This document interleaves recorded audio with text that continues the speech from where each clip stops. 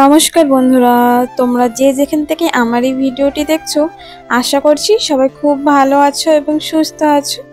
তোমাদের সবাইকে ব্লগার দি অফিসিয়াল চ্যানেলে অনেক অনেক স্বাগত। তো আজকে সকালে যা ছিল তা তো দেখিয়ে দিলাম, চা খেয়েছিলাম। তারপরেই খাবো একটি ম্যাগি। সকাল সকাল না ভাত খেতে একদমই ইচ্ছে করছিল না, তার জন্য এক প্যাকেট ম্যাগি বানিয়ে সেটাই খেয়ে নিলাম।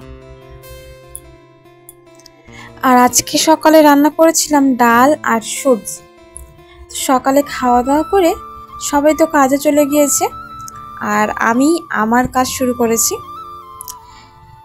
তো সেই কাজের প্রথম থেকে শুরু করলাম কি, অনেকগুলো ধনিয়া কিনা হয়েছে, তো এগুলো বাড়িতে গাছ হিসাবে লাগানো হবে তার জন্য।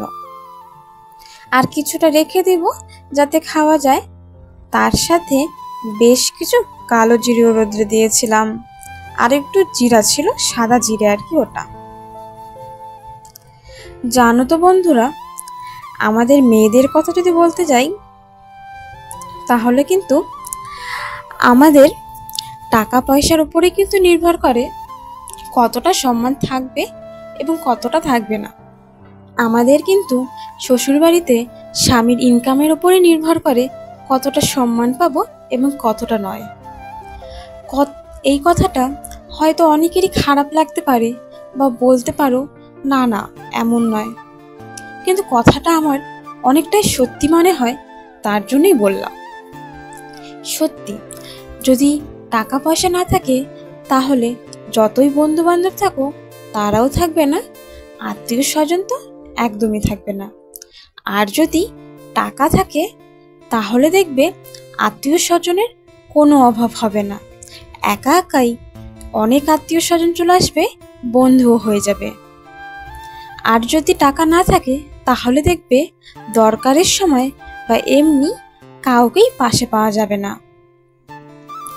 তখন তাদের সাথে কথা বললেও তারা কাজের ব্যস্ততা দেখে আমাদের কিন্তু এড়িয়ে যেতে একবারও দ্বিধাবোধ করবে না।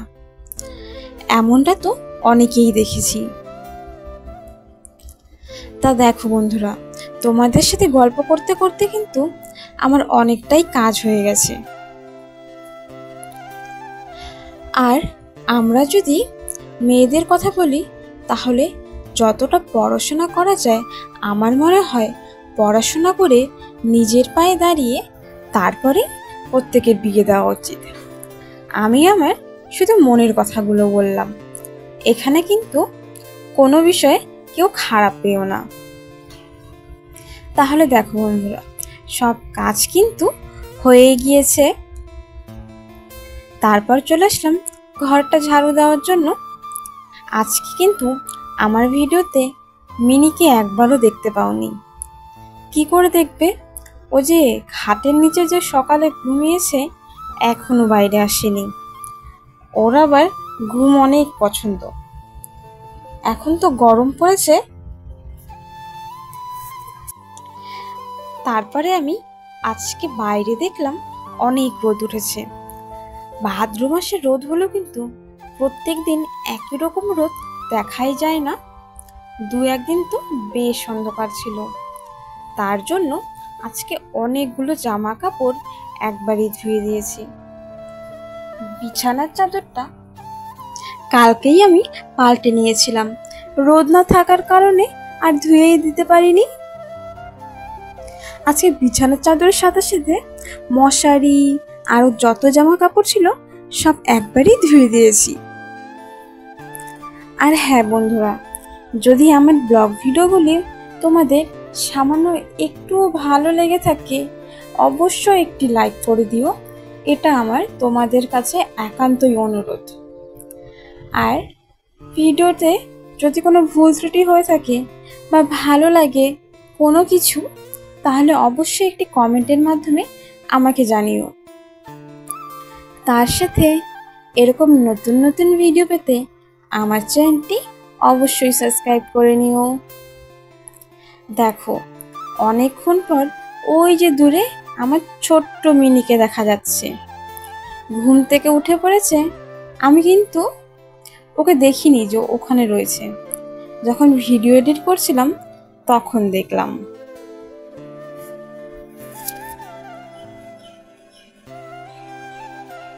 তো এদিকে কাজগুলো করতে থাকি।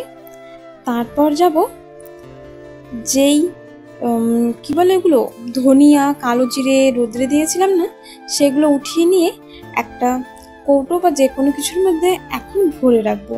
সব কিছু শুকিয়ে গিয়েছে।